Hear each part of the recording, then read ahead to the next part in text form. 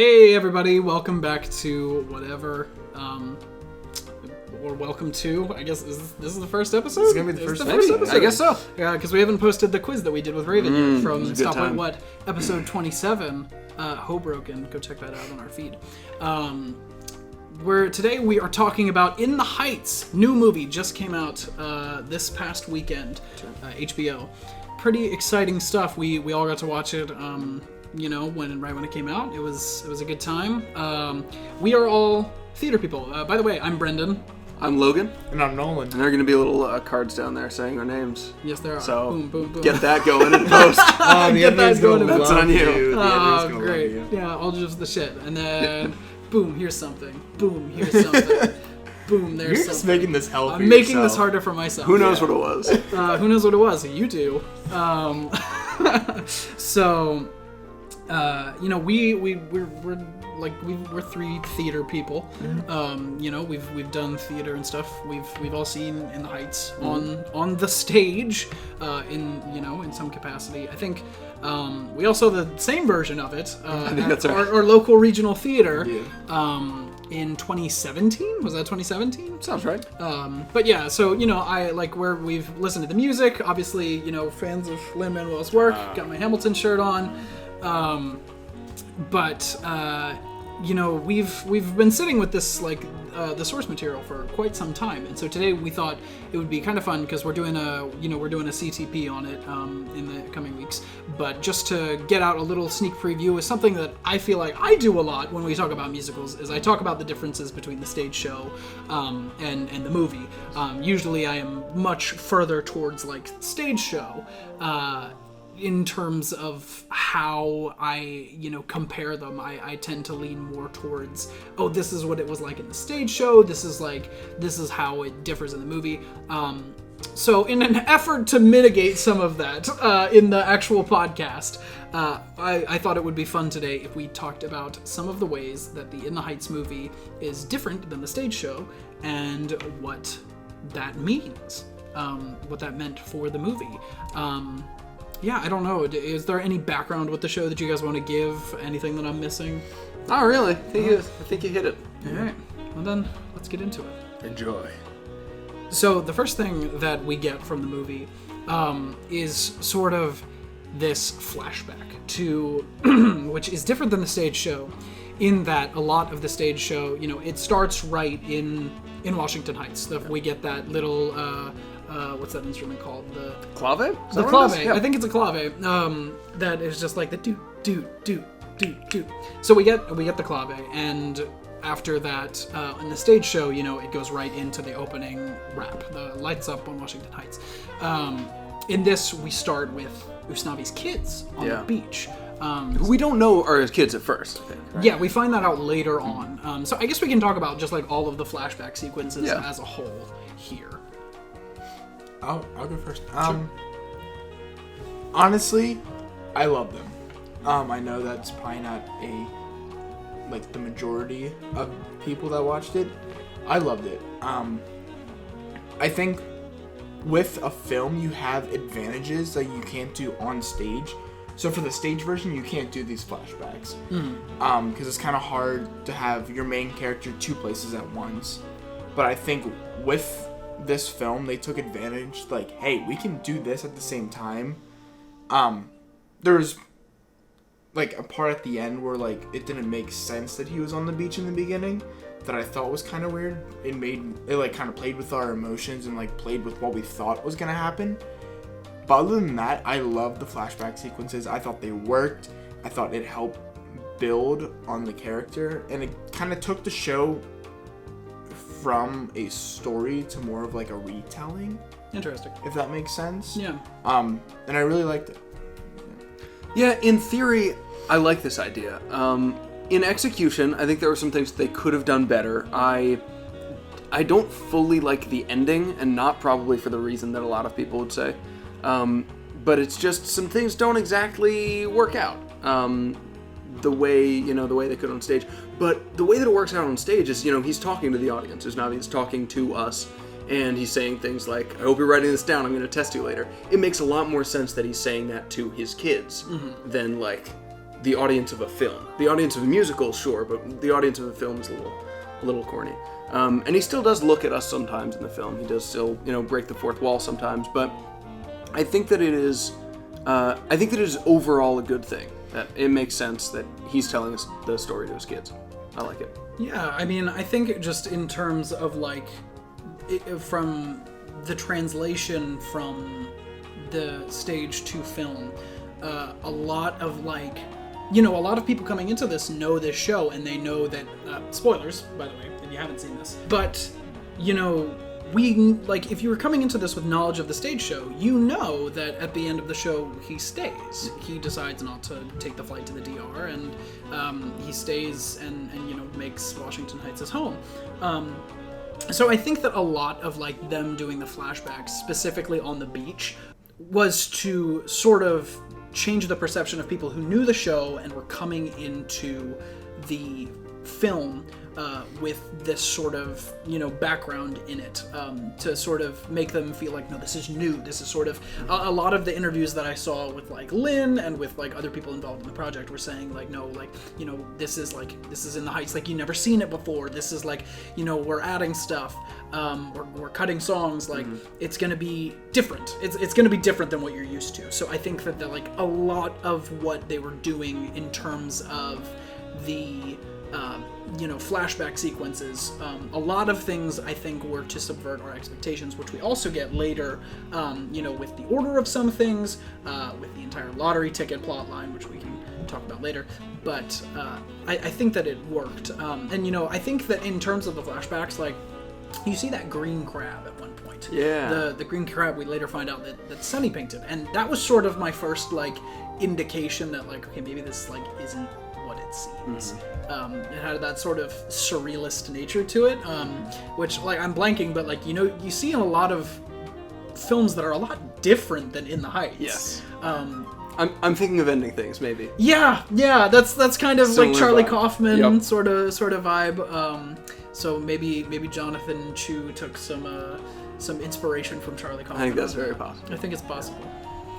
One thing that I don't fully love about the framing device is that I think the stage show is very much a look at, it's a brief look at what life is like in the Heights, basically. That's why it's called that. And what the framing device does is it makes it a little bit more large scale, a little bit more long term. And specifically, the line in the finale where Usnavi says, "I'm going to Vanessa, I'm getting a second date." If they're married at the end of the show and have 4 kids, that doesn't quite make as much sense. And for that line in the movie, they have to cut back to them in the store, their younger selves. Just you know what I mean? Going back and forth there. Yeah. So for that line to make sense, they have to do a flashback within the flash forward. Confusing. Which doesn't exactly, it doesn't work perfectly. So what I like about this finale in the stage show is that instead of saying everything's gonna work out okay, it's things are okay for now. They might come up with other struggles in the future, but for right now, they're happy and they're celebrating, and that's a kind of nice way to end the show. For the movie, they make it a little more long term, and I don't know. That doesn't work perfectly for me, especially with that line in there that they didn't change. But it is what it is. Overall, like I said, I kind of like this framing device. So I think that the next place for us to go is to sort of talk about the characters and sort of how this cast changes. We get a pretty large shift from the musical in terms of the heart of this movie, which instead of being Nina and Benny is now Usnavi and Vanessa, which I think is an interesting change in the ways that it affects sort of Nina and Benny's relationship as a whole throughout this movie. It's sort of mitigated in a lot of ways. Sort of the extremes that we see in the stage show are not quite as present in the movie. But let's start with Usnavi and Vanessa. How did you think that their relationship was sort of framed? How did you think it worked? Well, I think it makes sense. He's clearly the main character. I mean, he does the whole introduction, he does the whole finale wrap, and I think it really makes sense to have them be the core of it. Yeah, I agree. There's times where I was confused about their relationship. I think that's just Usnavi as a character. He's kind of that awkward guy. It's Lin-Manuel Miranda. Literally Lin-Manuel Miranda. But no, I liked how it was the core for the film. Yeah. Because I think it works out better. Yeah, I think that's fair. I was sort of thinking about, like, how, you've got, in the stage show, it always sort of confused me, because, like, it sort of made Usnavi this, like, secondary sort of character in a lot of aspects, and I never really understood why. I really understood what they were trying to do with Nina and Benny's storyline, but I didn't understand why, like, Usnavi was such a big part of, like, so many of the numbers, but at the same time, his storyline didn't get as much focus. Now, that could have just been the directing style of the version that I saw, and how they, maybe they chose, like, oh, we're going to focus primarily on Nina and Benny with this one. But I think, it's the change, it sets a sort of a different tone, in a lot of the scenes of this movie. I think, especially seeing, like, Vanessa, like, actively getting rejected from her new place downtown in favor of a white couple that comes along, and then the way that she reacts to that. I think that, like, where during the song where Usnavi, like, actually asks her out, Usnavi asks her out for him, it changes the whole tone of that scene. It's much more, like, desperate, and I feel like the stakes in their, like, relationship and their performances are just raised so much more. But it's sort of the opposite with Nina and Benny. What did you guys think about Nina and Benny's relationship with that? Okay. Honestly, so it's very different from the stage versus the film. The stage, it's kind of like one of those things where they have feelings for each other from a distance, and they never really acted upon it. And when she was going away to college, that's when they first, like, tried, like, Benny first, like, tried to make a move. And in the film, they kept referencing they had a past before she left for college. Yes. And I think it kind of destroyed their relationship. Really? Yes. I think it made it very confusing because you have Nina who doesn't want to get back together, and she kind of makes that clear when they're sitting at like the basketball hoops and stuff like that. And he's like trying to talk about it, and he's like, well, she said, well, who broke up with who? Let me just listen to my street. And then she kind of, like, goes into her own world, and then they kind of dance it off. I think it made it confusing about, okay, what is their relationship actually? Because here they are spending so much time together, yet she doesn't want anything. Yes, she's still with him, but not with him. I think it made it very confusing from the start. I do like how their storyline was kind of secondary to Usnavi's and Vanessa's. I feel like it works better with the plot. It works better with how the film went because they had that flashback narration style. Mm-hmm. And I feel like if you have Benny at the front, it's not gonna work. Like, why isn't Benny telling the story then? Right.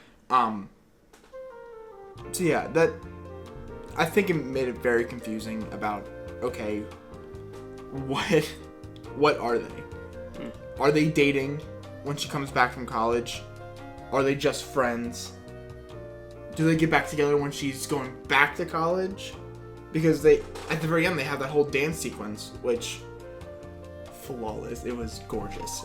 Gorgeous. The dream ballet and When the Sun Goes Down. Oh, And I would call that a dream ballet. I think so, it's a dream yeah. ballet. Yeah. It very much, sort of, something that's funny, reminded me of the scene in Into the Spider-Verse where Miles, like, doesn't know how to control his powers yet. Spoilers for Into the Spider-Verse. Whoa. Miles gets powers? Miles gets powers? Whoa! But the scene where he's, like, sort of sticking in the window and, like, people are like, wait a second, like, was there someone there? But, like, I thought it was kind of silly how they were, like, they had this dream ballet, and it's like, oh, we're dancing on the side of a building, and then, like, you see a family that's like, what the fuck? Well, it's just There's people there! It's just the one kid. The one kid's like, what the hell is Yeah, happening? yeah.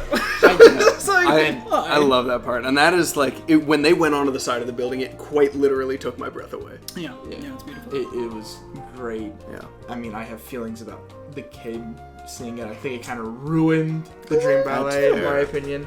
But yeah, I mean, as far as Nina and Benny, I didn't mind it so much. It does make things more complicated, but there is real complexity when it comes to like high school relationships, going to college, and things happen, and it's a complicated thing. I think they could have gone into it more, but I think they did a decent job with it overall. Yeah, I think that was okay. I'm kind of, it kind of bums me out because I really like their storyline in the stage show. I mean, like, several of, like, Nina and Benny's songs were cut as a whole. But, so, yeah, they cut a bunch of their songs. They cut Sunrise, it's after they spend the night together. And then sort of this whole thing when they're in the club. And even during Blackout, in the stage show, like, Benny and Nina are, like, so angry at each other. And, like, Benny is, like, drunk and angry. This is, like, after all the stuff. But, like, I don't know. It's just kind of interesting because it sort of feels like when Kevin cancels the, or he doesn't cancel it, but he sells the rest of the business. Benny just kind of takes it on the chin. He's just like, yeah, sure, whatever. He's like, oh, man, that's a bummer. I guess I'm going to the bar now. Whereas, like, in the stage show, he's furious. And so it's sort of the catalyst for a lot of these things. But what happens instead at the club is basically Usnavi and Vanessa get in a big fight. they have the big fight. Whereas, kind of replaces that emotional beat. Oh, yeah, they sort of switch because in the stage show, it's like, Usnavi and Vanessa are having, like, this dance-off where it's, like, to see who can, like, dance with more people. Yeah. And it's sort of silly. Yeah. But, like, in this, it's still kind of that, but at the same time, they are getting into this fight. And then during Blackout, we see their sort of, like, whole blowout fight where she's, like, what the heck, you didn't dance with me at all. And he's like, oh, man, that's right. And that's another issue I have. Then they're back to normal right afterwards. Yeah. Then they're like, so you're leaving in a couple days, right? Like, really? Well, I think like you just had this huge blow up. I think what happens, and I actually kind of like this, is that there's a ton of drama going on. Usnavi and Vanessa are in a big fight. Benny and Nina's conflict isn't as pronounced, but I mean they're still not, still kind of on the rocks. And then Abuela dies. Oh. And it is this huge moment of everyone coming together, the emotional beat of the movie. Yeah. And it's this huge moment. Everyone comes together. Everyone has their candles. And Alebanza is just this beautiful song. I think that kind of helps to bring everyone together. It sort of makes everyone feel like, you know what, our tiny problems aren't so bad right now. Like, yeah, I think that, like, kind of going into that, the next thing that we could talk about would be the cut songs and how that sort of affects it, and the reordering of songs. Yeah, let's do it. Yeah, so magical Nolan phone. Nolan pulled up the list of all the cut songs. There weren't that many, I guess, you should probably know that. But definitely changes them. So we've cut from the stage show. We've cut Inutil, Sunrise, Hundreds of Stories, Enough, Atención, Everything I Know. Is that all of them? I feel like there was more. That might be it. I think that's Is that it? Yeah. Okay. I think it just got the songs got rearranged. They just got so rearranged. Yeah, that was hard to tell. So a lot of these songs, the common theme that I sort of noticed with a lot of these is that they focus on Nina and Benny. They talk a lot, or they have been talking a lot recently. A lot of the creative team about we didn't want to cut any of these songs. We just loved them so much. We just had to make room for new stuff. And it's like, you could have just kept them in. At least, I understand cutting a Nutil, because that's just, Nina's dad's thing is kind of explained through that. Which, actually, before we move on, we should talk about the change to the end of Breathe, where instead of Abuela saying Nina, it's her dad, which I think is a beautiful change. Mm-hmm. And that scene... real quick, I think that it would be good for us to talk about where they're in the cafe.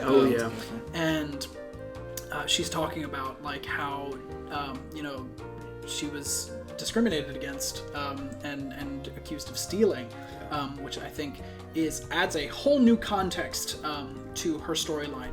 So in the stage show, if you're not familiar, Nina, her reason for not going is that she was working 2 jobs, and she had to buy books, and she got placed on probation, she lost her scholarship, and then she took a leave of absence, and she had been lying to her parents. Another thing, Nina's mom, not in this movie, Yeah. we'll talk about that soon too.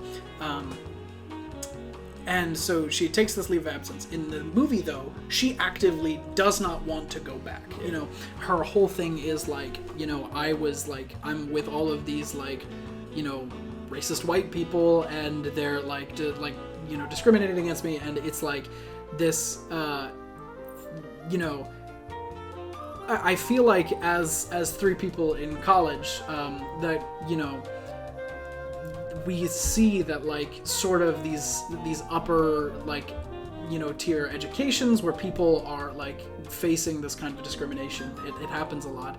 So this was very real, because, you know, I've heard, like, a lot of my friends talk about, like, ways that they've been discriminated against at college, and how colleges really don't do anything about it. Well, yeah.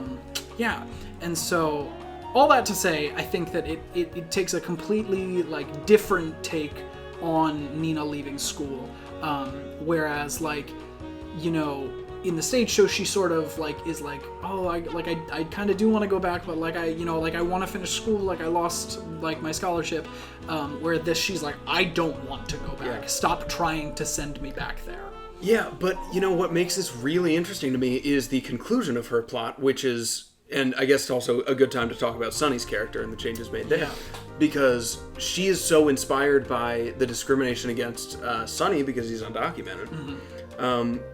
She's so inspired by that, she wants to go back to school now more than ever, to make changes to the system, to, you know, get her degree so that she can do good in the world, which I think it's a really great arc for her. Yeah, I agree. I think that, like, having that sort of there's a bug. You can't see it on camera, but there's a bug. Having that sort of driving force, you know, to, like, especially with Sunny, you know, who she babysitted. Yeah. Babysat. Babysat. Babysitted. No, that's not a word. Who she babysat for, you know, for years. You know, we find out, like, this. She said, Usnavi says, like, Nina's like a sister to me. So, like, you can only infer that, like, if she's a sister to Usnavi, she's a cousin to Sunny, which also makes him being in love with her kind of weird. But maybe that was a bad. Whatever. Bad I don't think it enough. was like a romantic love, but it's a. I think it was just that, like, oh, I'm like 7 years old and I'm infatuated with, like, the teenager that's babysitting me. Just fun. Sure. But I think having that as sort of like her driving force, and, like, you know, Sunny being the catalyst for that is really great. And I think that character change for Sunny is really smart too. Yeah. And, you know, this film goes a lot more into, you know, current issues than the stage show does. I mean, they talk about Dreamers, they're talking about DACA, they're talking about, you know, there are a couple dropped lines about like gentrification and that kind of thing in the stage show, but we actually see Vanessa lose out an apartment to a white couple. So it's a very real thing, and I think that's a smart thing to do for this year, you know, for this kind of era of politics, to, you know, make it a little bit harder. And I really like the way that this fact about Sunny is introduced. It's just his dad saying, you know, you ever wonder why you have to pay him cash? Like, yeah, that's it really forces you to face some tough realities of the world. And yeah, I was gonna say the same thing. I think this movie, what it did so great is it showed the tough reality of, like, Hispanic people, especially living in New York, and kids like Sunny that are undocumented. It showed that rough truth that a lot of us, like, white folks, don't know, because we're born, we're here, and that's it. We don't know that it can take up to years to become, like, to get your green card. I think they said in the movie. I don't know if it was green card or visa. And I just think it did such a great job at showing the tough realities that us sitting in our comfy homes with our like middle class families don't understand. Yeah. And I think it's amazing. I really do think it's amazing. It showed the tough, like, it's so tough for people out there that we just don't understand. Because we live in a small town in PA. We don't know what it's like for the people working the two jobs. Kind of like how Nina does in the stage show compared to the film. So yeah, I thought it was a great addition to the film that they didn't do in the stage show. Yeah, but also what's so beautiful about all of that is that, yes, it's showing these harsh realities, but they're also always celebrating something. They're always, times are really hard, but they're also, they're dancing in the streets, they're dancing in pools. It's this vibrant, colorful community, and that's what's so amazing about both the stage show and the film, but, the film really accentuates that. The streets were filled with music. Yeah? So we've talked about Nina, somewhat we've talked about Sunny. Nina's mom, pretty, not a super pivotal character in the stage show, has some fun songs. Like we said, one of them, Enough, is the sort of reconciliation between Nina and her dad. She's the thing that brings them back together.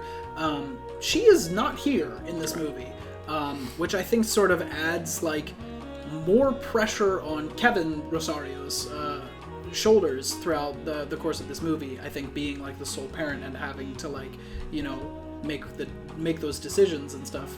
I think it completely changes the sort of like tenure of the relationship throughout the course of the movie. Yeah. I think that her character not being there is okay. I think that they, she doesn't leave a huge hole. The most noticeable part is just in the opener. Lyric changes? Yeah, lyric changes in the opener because she's not there. Oh my god, you're so excited. Yeah, it's a little bit awkward, but, whatever. I thought it was great. I thought it helped build Nina's dad's character, because now he's kind of like this straight face, I gotta do everything for my daughter. He's gonna sell his own business just so his daughter can go back to school. Yeah. I think it builds to him as a character, where I feel like if there was two parents, I feel like he would be more like, I'm trying to find a way to say this. I don't want to say like a normal father, because it really isn't a normal No, he's father. a single parent. I think that's very I think much the like, single parent builds the pressure, gives him more to work with, and I thought it was great. So, so we moved a lot of songs around in this show.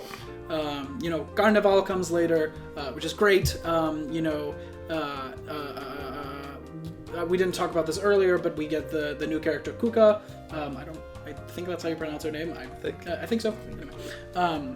Which I thought was an interesting addition. I'm not sure exactly why they did that. I don't know if Vanessa, maybe they didn't want her to spend as much time with the salon ladies. I think that's right. A trio. I think they wanted it to be a trio, and they didn't want Vanessa to just be like one of the funny people in that trio. They wanted her to kind of have her own thing. Yeah, I think it makes sense. But I thought she was a good character. Yeah.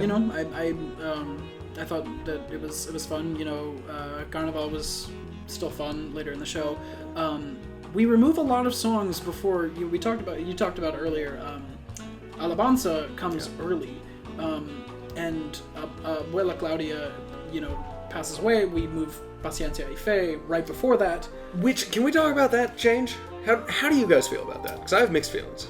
It's interesting. And I think it has to do a lot with the lottery ticket plot, which I think we can bring up briefly, which is in the stage show, Lottery Ticket, this song is very early on. Abuela is revealed to have been the winner of the lottery ticket, like, in Act 1. She's like, what do I do with this winning ticket? They take those lines completely out of Paciencia y Fe, and put it at the end of the show as sort of this decision of whether or not she's gonna pass on or stay. Very, very interesting, because this is the same actress who played Abuela on Broadway. Really? Yeah. Okay, that's awesome. She was great. She did a fantastic job. Blanking on her name right now. Olga. Here it is on the screen. Oh yeah, they're right there. There it is. There she's on crazy. The screen. Wow. But yeah, so she does a fantastic job. I don't. What do you think of the changing of the position of this song? I think that it is, it takes on a very different meaning Definitely. Because, it's kind of a decision of whether to stay or whether to, go into the light. And she does go into the light at the end. I don't know. Yeah, it's interesting. I really like the visual of the subway station kind of representing, like, going back or moving forward. And yeah, it's... Symbolism. Yeah, it's a very heavy symbolism. But, Nolan, what are your thoughts? Honestly, I didn't think it had too much of a difference to the show. I feel like, kind of like what you said, it added more meaning to the song, because now it's like, do I stay here or do I pass on? And I'm going to take us a little bit off track. The symbolism in this movie is great. Yep. You have young Nina dancing around, that following her. Works so well compared to the way that it's done in the stage show. Beautiful. Terrible in the stage show. Yeah. Gotta say, just having like a very small girl just randomly appear, you're like, oh, is that supposed to... I guess that's Nina. Yeah. And then here she is dancing in the streets, and she's kind of looking back at her. I thought it was great. Yeah. Also, I think the most of it comes from the subway scene. You have these special effects, like with the wind, the snow, when she's talking about how she came over in the snow. I think it was on a boat. You have all the ensemble members dressed up in like the 40s era costumes. I thought it worked. And then at the very end of that song, you have her walking up the subway stairs just into the light. Oof. And that's when you know she kind of passes on. Yeah. And I was in tears. I don't usually cry at stuff, but oh my gosh, I was in tears. I thought it was beautiful. Yeah, Alebanza, I gotta say, first scene I've cried at in a very long time. I thought it was great.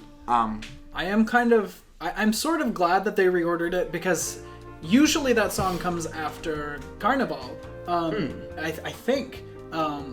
And we get this sort of emotional whiplash, where it's just like, everything stops at the end of that song. We get Attention, and then... Which I actually really like. I'm bummed that they cut that.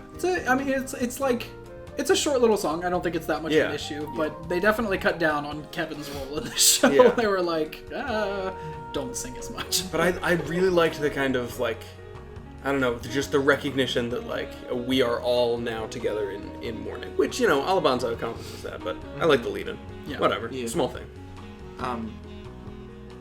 I feel like there wasn't much time since she passed away, and then everybody grabbed their candles. Yeah. I feel like it was probably, like, 5 minutes they took her out and said she already passed by the time they got there.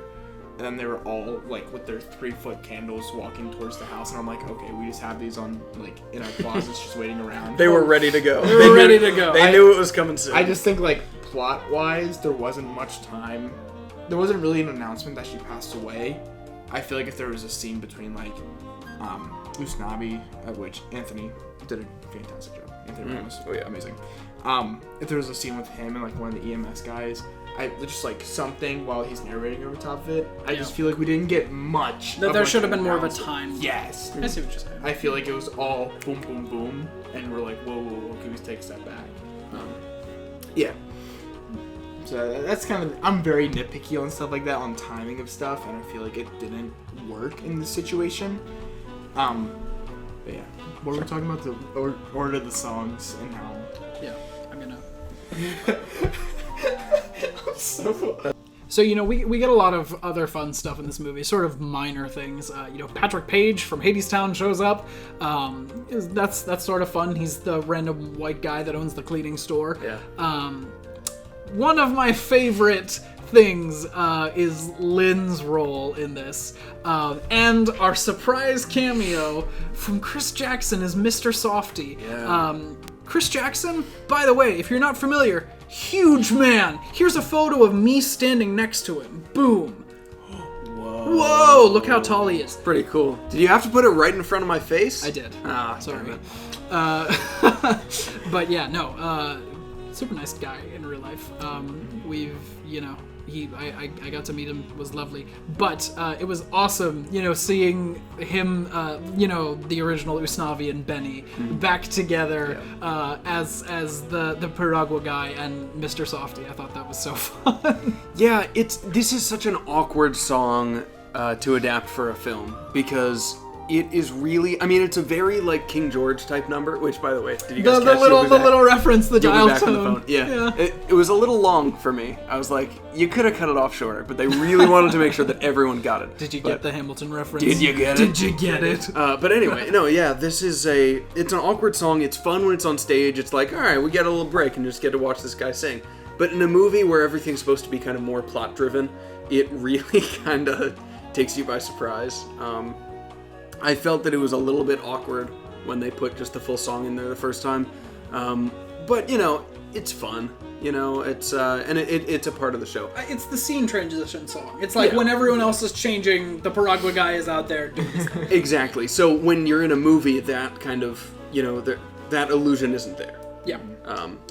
Because, you know, it's just the difference between stage and cinema.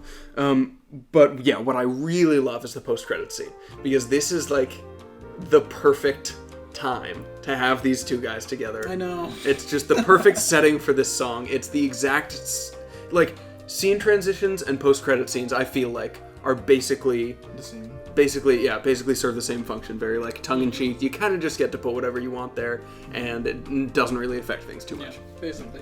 Yeah, I mean, you guys kind of touched on everything that I was going to say. I do feel like the song was kind of long for the movie. I'm like, okay, let's get this. Like, come on. It's just him walking, shaving ice. Like, do we really need like a full 3 minutes of this? And the lead into it was Usnavi telling his kids, like, everyone has a sueñito. Yeah. And then, like, let's see this random guy. Just, This random guy. I'm gonna say this. I am happy that Lin wasn't Usnavi. I'm glad it was Anthony Ramos because I just feel like singing wise, I feel like they're on two different levels. But I do like how Lin was still in the movie at some point. I feel like it's kind of his Stan Lee cameo. His sort of Stan Lee cameo. Same with Chris Jackson. I liked how he came back as well because the man's a talent. He is a talent. And even though it was a small role, I feel like his role was kind of like the UPS guy in Legally Blonde, how he still stole the show somehow. I mean, he was only on screen for what, maybe like 5 minutes total. But yeah, I loved both of them. I love how they were both incorporated in the show. I kind of like how it was a callback to the original production. Yeah. That's kind of all I have to say about that. Cool. Yeah, I think just in terms of having them there, you sort of touched on, like, I think that Lin did a surprisingly, like, good job with those vocals. Honestly. No shade, Lin. But, you know, I was he's first and foremost, he's not a vocalist. no, he's an actor, he's a writer, he's great. And he's excellent. He's at all a this. talent. Brilliant. Talent for writing. Fantastic. But, you know, he sang the shit out of the Paragua guy part. Oh, yeah. He really got up there. I don't know how much of that was auto-tuned and how much was, like, fixed in post, but he did a great job. You know, I thought, like, it sounded great. It sounded very, you know, like, just tonally, it sounded awesome.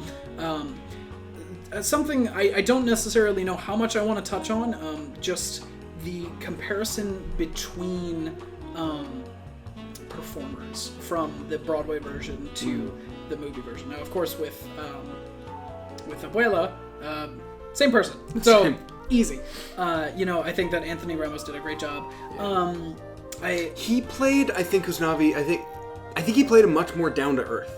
He seemed like someone I might have interacted with at some point. You know, like there's a certain point where it's a really small acting decision. There's a certain point where he goes, "Let's go!" Yeah, and that's a thing that, like, real young people say. So, like, I don't know. It's a very silly moment, but, like, I can very much see that just being, you know, more real, more down to earth. Yeah.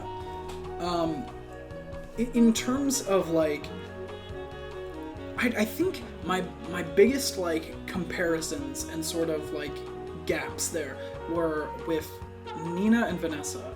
You know, versus the actresses who are in the film versus Mandy Gonzalez and Karen Olivo. Who are just, I mean, Mandy and Karen. Unbeatable. Unmatched. Incredible. I mean, if you watch, or if you listen to the Moulin Rouge podcast, where I talked about Karen Olivo as Satine, fantastic, beautiful. I mean, she just like has one of the best voices, you know, and Mandy Gonzalez is no different. I love Mandy Gonzalez, she's fantastic. But you know, it was different. I wouldn't necessarily say like, I don't think that they did a bad job. Yeah. I think that they, you know, did fine. I think the smaller scale sort of that they were playing this to, that like they sounded much poppier, you know, like much more of like the current sort of standard of pop. Yeah. But I think, and so I think that that's sort of where my like, it wasn't disappointment, but like where, you know, I got this sort of like discomfort where I was like, I'm not used to hearing these people sing these parts. But, you know, like, you know, and I had similar problems with some of the other people, like in the show. But I think that those were like the biggest differences that I noticed were with those two roles. Yeah. Yeah. I feel like the core for the two guys and the two girls, I feel like they were great. I often found myself looking up, like, what did they do in the past? A lot of them were, like, more... Telenovela? Telenovela? Yeah. A lot of them were actors and actresses on those. And I feel like it worked for the character and it worked for, like, the, like, culture of the character. A lot of them aren't singers. Some of them are, like, pop singers. And I think you can kind of tell who's a singer and, like, who's an actor. You can kind of tell the difference between the two. But something I have always said to at least you guys, I've never said it, I don't think, on any podcast or anything. I am not a fan of movie musicals just because they hire Hollywood actors who can't sing. Yep. And I'll tell you what, I had to rewatch this movie just to make sure James Corden wasn't fucking in it. Yeah. I'm just going to let this one sit for a second. Are we all looking at this camera? Yes. Yeah. Yes. Yeah. I had to rewatch it just to make sure he wasn't in there somewhere. I looked in every single dancer role, even though the man can't dance, just to make sure he wasn't in this movie. And thank God he wasn't. Yeah, I was really impressed by the fact that all of these people are, I mean, they're, you know, basically taken from Broadway. Yes. And For the most part. doing that rather than taking them from movies is, oh, so good. And I Thank God. I think it helped, especially in the dance aspect. Yeah. One of my favorite dancers, Alex Wong, he was in the original production of Newsies. He is a beautiful dancer. Beautiful dancer. I mean, I couldn't really notice where he was, but knowing that he was amongst them, you know the dancers just had to have been that good. Yeah. You just know they had to have been some star quality. Agreed. So, whoever did the casting on this, thank you. Thank you for giving us a fantastic movie musical. And here's a photo of Nolan in Newsies. There's Nolan as a Newsie. Again, right over my face. Yeah, what right the over hell? your face. Yeah, I feel like they did a great job with this. I feel like you can definitely tell who was a singer versus who was an actor. Yeah. But I think with the film, the auto-tune and post, I feel like it kind of balanced it out. So even the people who are strictly actors, they didn't sound awful. Yeah. I mean, we look at other movie musicals like, I don't know, what's one of the worst? Les Mis. You can tell who's a singer in that versus, and if you weren't a singer, you fucking knew who wasn't a singer. Sure. I feel like with this, it was very balanced, and I loved it. I loved it. Well, thank you so much for listening today. Both of our other cameras died, so maybe the footage toward the end there might be a little wonky, but who knows. Still got a lot more stuff to talk about on the Cinema Talk episode, so make sure that you go listen to that on our podcast feed, Twisted Mug Media Network, wherever podcasts are sold. Linked in the description. Linked in the description. You can check out all of our links there. I'll link our link tree, which will take you to all of our social medias. You can check out all the other shows on the feed there. Got a lot of stuff. Check out more stuff on the YouTube video. We'll have more episodes of whatever coming out. Remember to like and subscribe! I don't know. Do we have anything else? I think that's all. Isn't that it? Go check out On the Heights if you haven't. If you for some reason watched this video and haven't checked out In the Heights yet. Yeah, go do it. Yeah, I hope you liked this sort of our first like long-term like longer form video that we did like this because it was a lot of fun. Hell yeah. All right, thanks for stopping by. Once again, I'm Brendan. I'm Logan. And I'm Nolan. Remember to like and subscribe because we're YouTubers now and we have to say that. Yeah. Oh, I hate us now. I hate us now. Bye.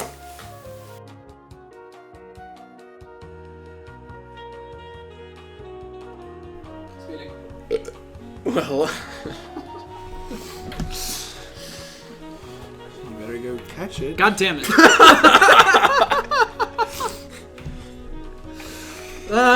Put this at the end of the video. Alright. Flashback discussion. Take 1. yeah.